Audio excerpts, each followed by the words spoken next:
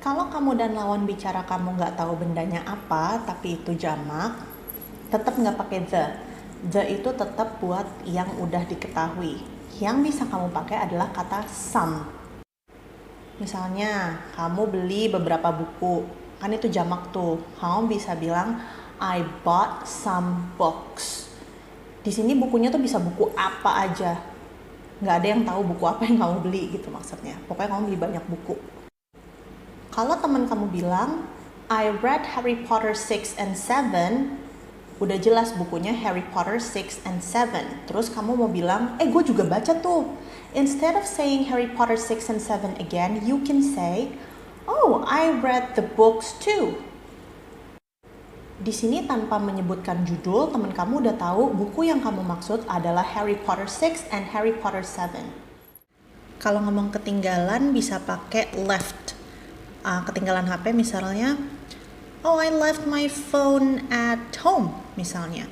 Bisa juga kalau misalkan kamu ketinggalan karena lupa, benar-benar karena lupa misalnya, kamu bisa bilang I forgot my phone, I left it at home gitu. Jadi meskipun kamu tuh ninggalinnya nggak niat, tetap yang dipakai adalah left. Itu tetap maknanya ketinggalan. Sebelumnya kita sudah pernah membahas prepositions of place with in, on, at. Now I'm going to talk about prepositions of time, again with in, on, at. Konsepnya sebenarnya sama. In adalah untuk yang lebih general, lalu mengerucut ke bawah kita pakai on, dan untuk yang spesifik we use at. For example, kalau kita bicara waktu dalam hari, misalnya siang, in the afternoon, itu kan luas tuh. Kalau misalkan ngomong jamnya, baru pakai at. Contoh in the morning, in the summer, in 2020, in the 20th century.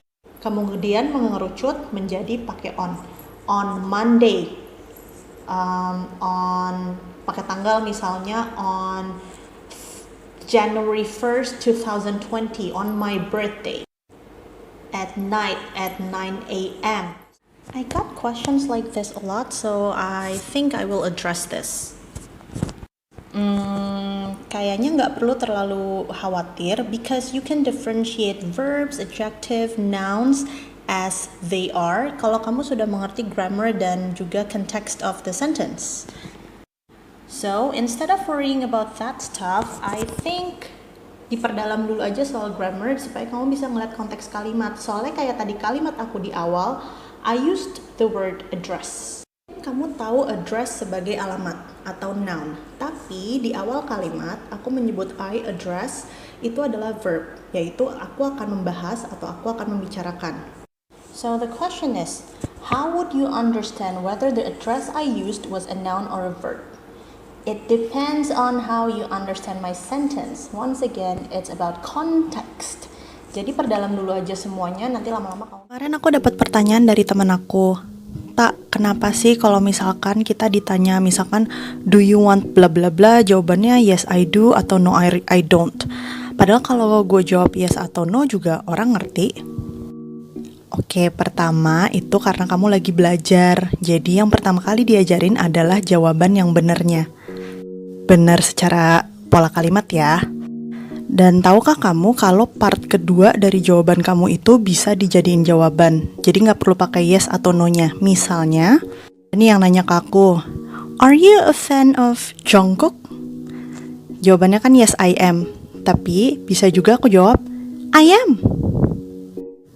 Do you like eating vegetables? I don't.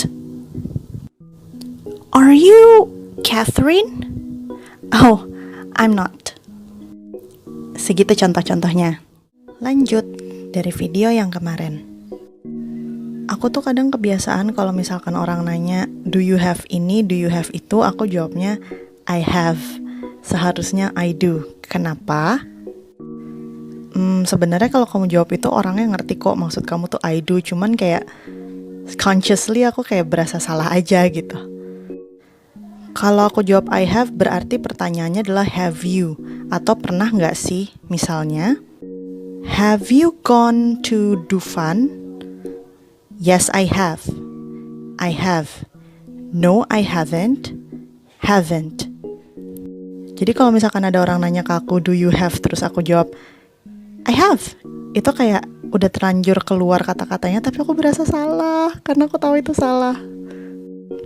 Jadi curcol, maaf ya.